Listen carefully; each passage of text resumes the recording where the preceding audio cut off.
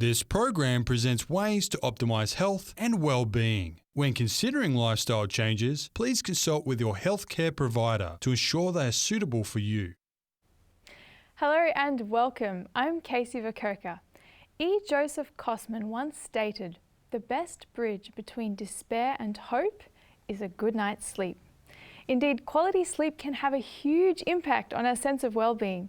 Stay with us as we explore this important topic.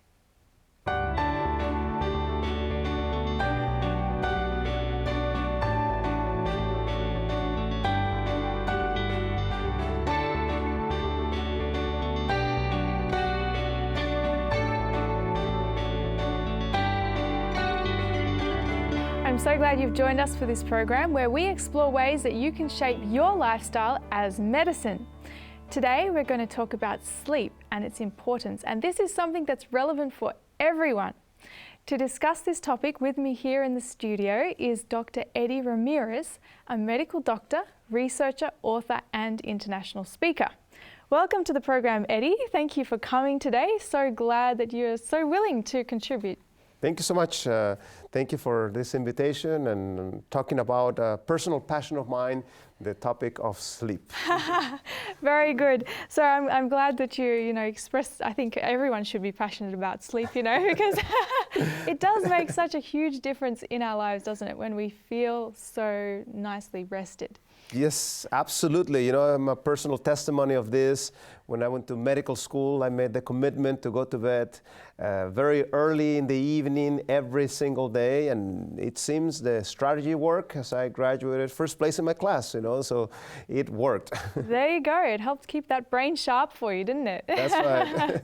That's excellent. So you're here to tell us today a lot about some research that you've been involved with that is about sleep and what things can enhance sleep. Tell us a little bit about, to begin with, just a little bit about, I guess, some key principles of sleep that we want to take on board. That's right. So as we're learning more about the topic of sleep, we're learning that it's not only to sleep X amount of hours, but when you sleep, it has an impact.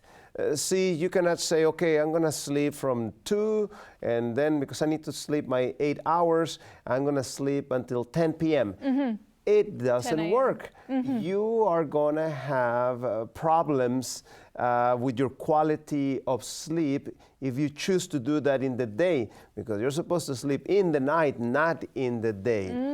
And because of the modern lifestyle, we have changed the way our ancestors used to sleep. In the old days, everybody was working outside in the fields, and they were, tired from working the whole day in the sun, and the last thing they wanted was to stay up late in the evening. They would come home. There was no, Netflix and this type of things, and they just hit the pillow, and they were nice asleep. And things like insomnia in that type of lifestyle was something extremely rare. So as we have changed from the ways of our ancestors, that's when we got ourselves in trouble. And this is such a big problem. I even put a video on my YouTube page about sleep, and it became viral. That tells me that there's a lot of people that have issues with sleep. That video at the moment has 2.8 million views. And the questions that I get and so forth from the video, it tells me that worldwide, this is a big problem. Absolutely. I used to work at a health retreat, and sleep was one of the most common things that came up. That's right. People having sleep troubles. And so you're suggesting that the timing of when you actually sleep is important. It's That's just right. not just any time of day. Like if you have it in those night hours when it's dark, that makes a difference. So this is the way that it works. We have an extremely important hormone by the name of melatonin. Melatonin is what makes you sleep deeply. And that melatonin has a certain cycle. So when there's nice brightness of the sunlight, melatonin is not being released. As soon as the sun is starting to set and darkness started to come in, the amount of melatonin starts to increase, preparing your body for later in the evening time when you're actually going to sleep. So it starts prepping up things. So as darkness is taking place, melatonin is starting to go up. Now we modern men think that we're pretty smart. And we have nowadays all these lights all over the place. So that just confuses our melatonin in our body. Melatonin is being released with the help of the optical nerve. So you have your eye, and then there's an optical nerve that runs to your brain, and then that optical nerve passes through an area that senses light. So if there's too much light, that area of your brain is telling the melatonin, wait a minute, we still don't have complete darkness. Maybe the night hasn't arrived fully, let's decrease a little bit the melatonin. So this is one of the challenges we have, because the body is prepared to release a bunch of the melatonin early in the evening. But if you choose not to go to bed early in the evening, by early in the evening I'm talking about 9, 10 p.m., you're going to lose a big chunk of your melatonin of the night. So that's why it's not the same if you go to bed at 10 p.m. as if you go to bed at 2 a.m. Even though you slept the same amount of hours, you're not going to feel the same due to the fact that you are missing some of that melatonin of the night.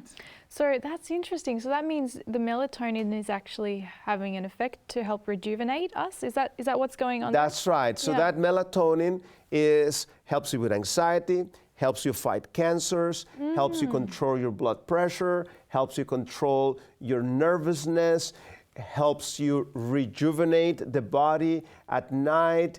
It's an antioxidant. It's a super important chemical in our body. So I do not want to have less. Now some people try to take shortcuts and they say, oh, I'm just going to take melatonin. It's not the same. As I tell my patients, we need to try to optimize your internal melatonin. If after we tried every single thing in the book is not working, then we may consider a step like that. But some people want to try to jump into it beforehand. Also, we need to understand that latest research is showing that we have also release of melatonin from our retina. So the back of the eye, when there is complete darkness, will actually secrete some of that melatonin. Wow. Also, a lot of the melatonin that you're going to be getting is from your digestive tract. So the digestive tract generates a bunch of the melatonin that we're going to be generating in a night. If there is food circulating in that digestive tract, the amount of melatonin is going to be released. That's one of the reasons why I want to have a nice 4 hour or more hours after my last meal by the time that I go to bed in order to have that intestine prime for optimum amount of melatonin. That's very fascinating, because obviously there's multiple strategies here. There's, regulating the light in your eyes. There's about when you're eating that's making a difference as to how much the quality of sleep is going to be affected, isn't it? That's right. Even the retina, the latest research is showing that light above your eyes actually can potentially have a negative effect regarding your sleep quality, because there are some special sensors in the very bottom of your retina. Retina is that organ of the eye that senses the light. So if there is light above you, that light is stimulating that bottom part of your retina, blocking a lot of your melatonin. Also, watch out for devices. things like your cell phone and computer, ideally you shouldn't be using them after sunset, but if you have to use them, you need to turn on that night light function. Today, pretty much most of the modern devices, the new operating systems, have this program, from Ubuntu to Windows to Apple to your cell phone, Android to your cell phone, and from other brands. There's usually that night light function, and they even time it sometimes so that when the sun sets, automatically blocks that blue light, because from the whole spectrum, the blue light is the one that blocks the most the melatonin. That's really helpful, practical tips. And I was interested in what you said then about the highlight, because for me, in the evening, my preference is to have like a little lamp on rather than the top That's light. right. That's just a preference. Exactly what but you now should be you've doing. explained why it feels good to do that. So that's very interesting. Yeah. And we can see here on the first slide on the screen, as you can see, sleep is worth far more before than after midnight. 2 hours of good sleep before 12 o'clock is worth more than 4 hours after 12 o'clock. I mean, to me, this is fascinating because this is exactly what the latest research shows. In fact, when I was doing quite a bit of hospital work, I would trade with the physicians. Whenever I had to do that night duty, I would tell them, okay, look, I'm going to go to bed at 10 p.m., 2 hours before midnight, says there, and you let me sleep right now. I'll sleep, a little bit, and then I'll cover you later on. And, and in that way, I knew that I was optimizing, that melatonin, because the sleep is worth twice, it says there. And now we know why, because you generate in higher amounts that melatonin before midnight than after midnight. That's very, very fascinating, and so helpful to have that understanding. And I know you've been involved in a lot of research and study about mental health. That's right. And what have you learned about the connection between sleep and mental health? Yeah, we can see on the screen another one of my papers, this one about how depression has causes.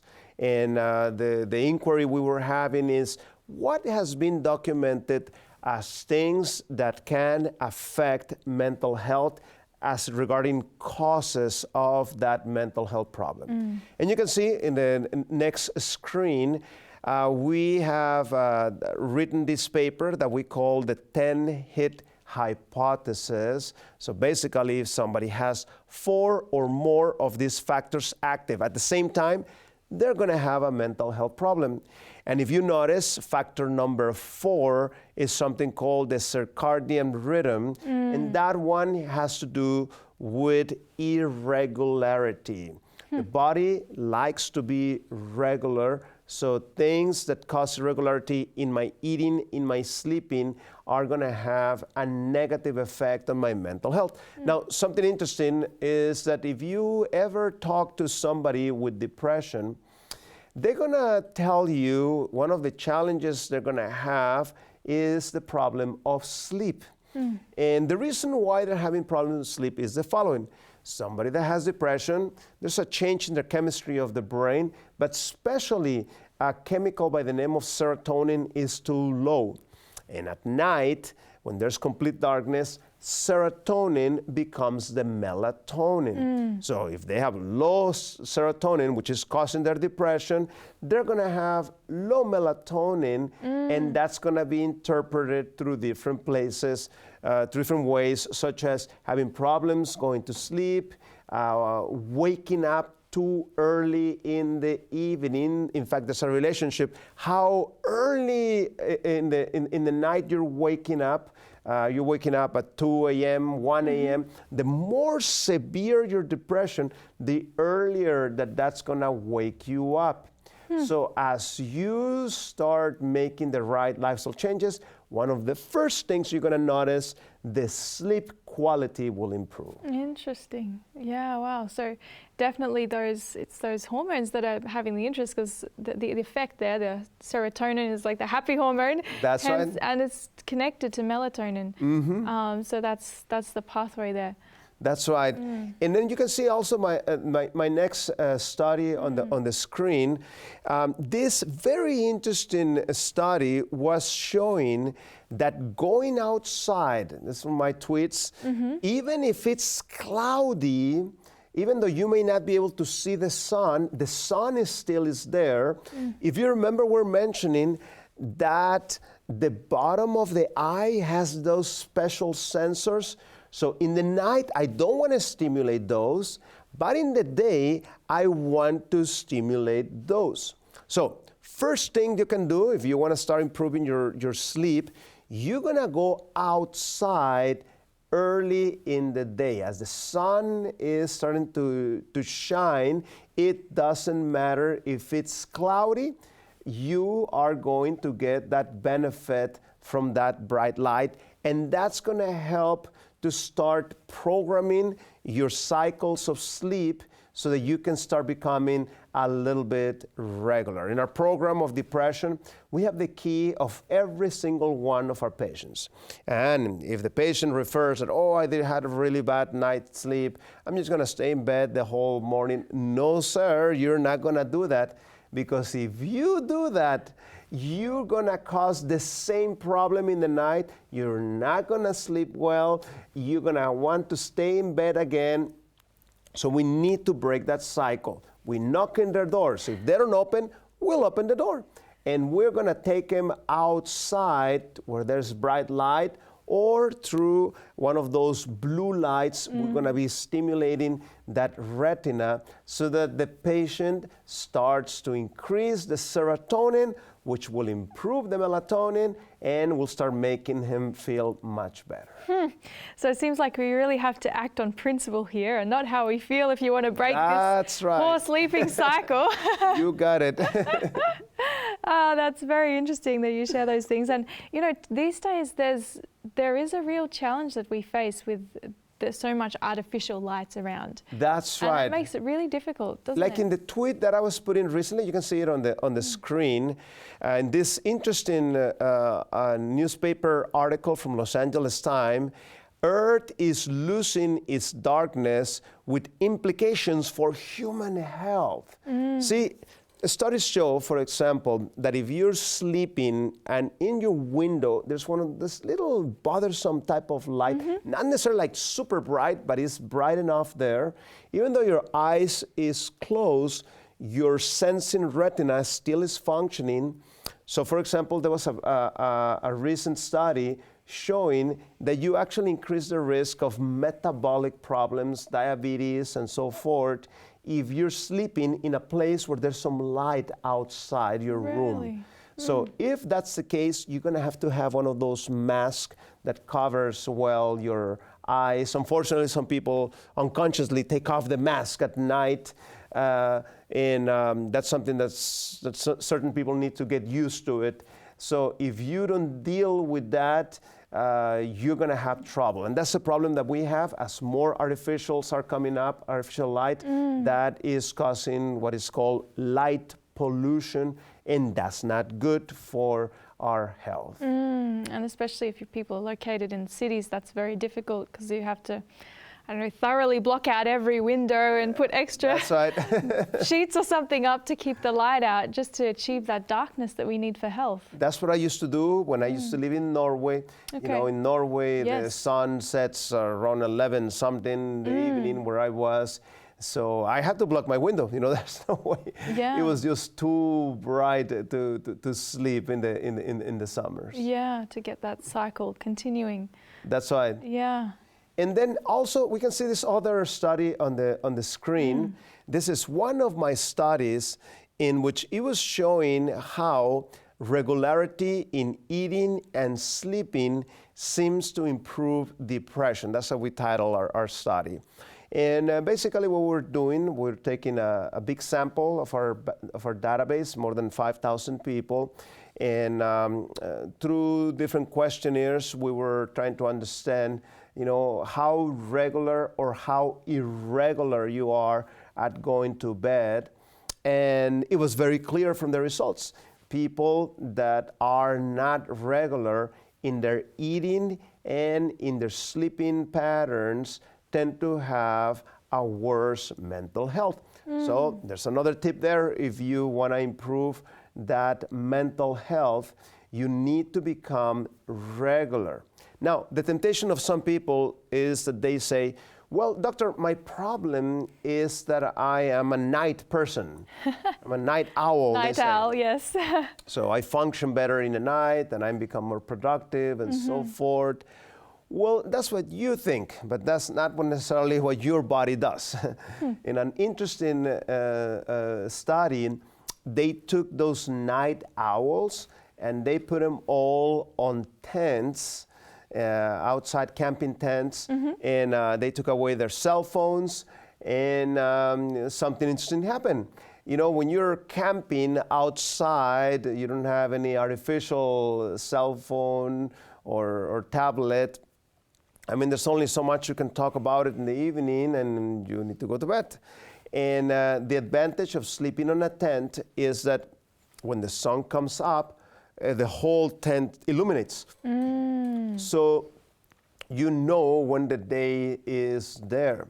So that caused every single one of those night people to become morning people by the end of a few days. Wow. So, and that's not only what that study showed, that's what happens to our patients. As our patients come to our program, as we expose them wisely to that bright light at the right time, then their clocks start changing and they start becoming day people. So that's the solution. Put them out in a tent for a few days and switch the clock around. Yes.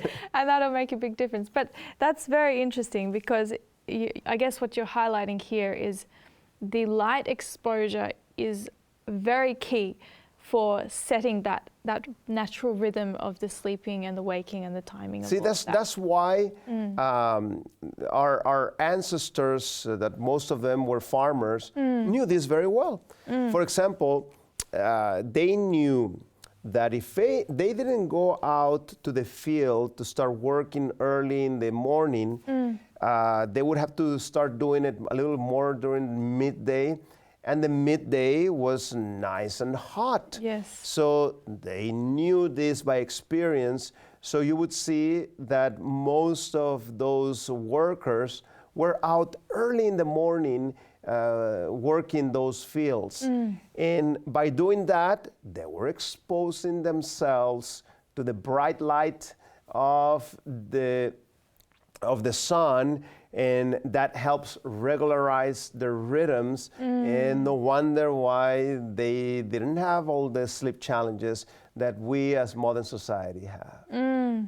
Now the study you mentioned before about regularity in eating and sleeping, does eating play more of a role in relation to sleeping for your mental health, I guess, in terms of the consistency? I know you mentioned before that if you eat too late, it's a problem for sleep. That's but right. Is there any other relation there?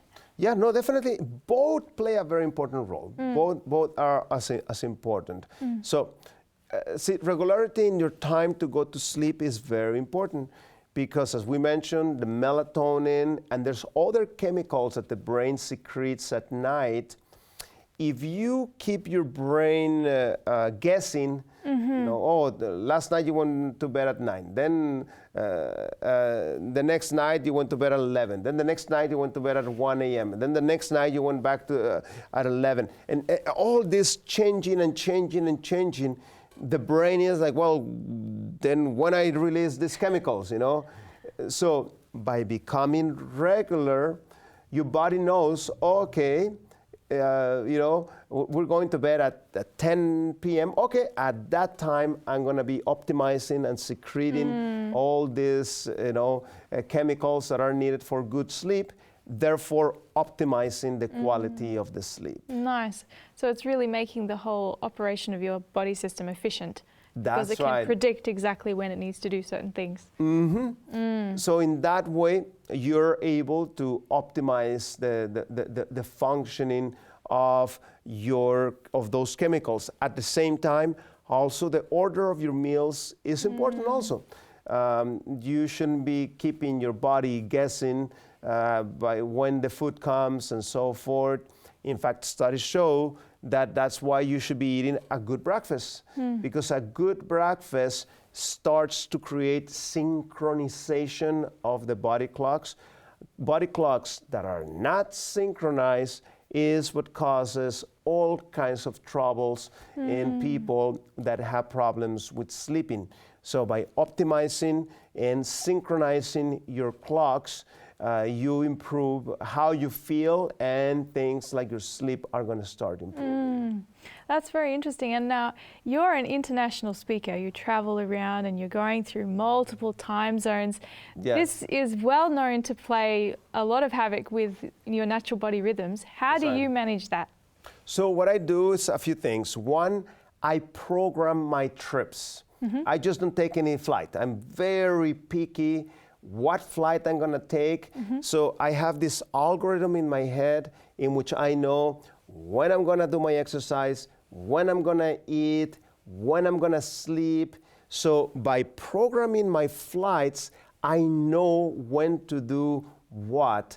So I have this complex algorithm in my head in which I time things so that I'm able to expose to the bright light when I'm supposed to. I'm able to block the bright light when I'm not supposed to. I'm able to eat so that I can start synchronizing my clocks. In that way, I'm able to transition time zones faster. Like in this trip, literally, that I am here in Australia, I am at the end of a 15-country trip. I've been to almost 15 countries.